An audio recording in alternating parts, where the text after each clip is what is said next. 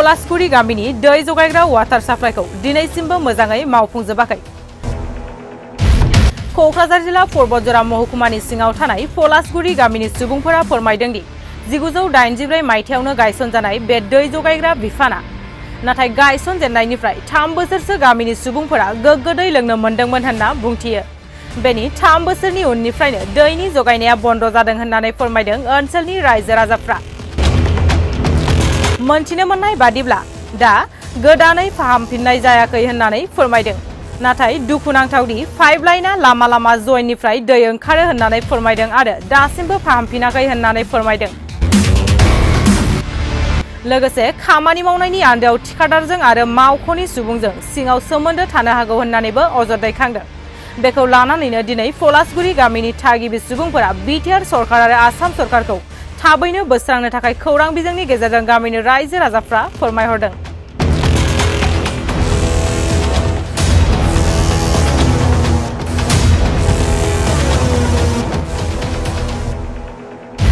दिनै नोंसिनि गामियाव जे मोनसे वाटार साप्लाइ दङ, नोंसोरो दै मोनलोङाखै होननानै जों खोनानो मोन्दों। दा बे खोथाया बेसेबांसिम सैथोसिम बे खोथाखौ फोरमायनो हागोन ना? हागोन। नैबे पलासगुरि गामि बेवहाय ओरैनोब्लाबो जोङो 200 न'खरबो रायजो जायो। दिनैनिफ्राय 1983-84 मायथाइयावहाय बे पलासगुरि वाटार साप्लाइया दंखायोमोन। दा बिनि उनावहाय बोसोरथामसो जों एसे मोनलोंदोंमोन। बिनि उनावहाय गाज्रि जानानै थायै थानानै नै दिनैसिमावहाय नैबे 1.5 बोसोरसोनि सिगांहाय वाटार साप्लाइखौ गोदान मेरामति बानायदोंमोन।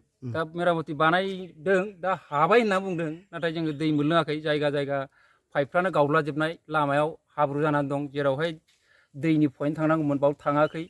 दिनैसिम बेबादि अबस्थायाव दङ जों।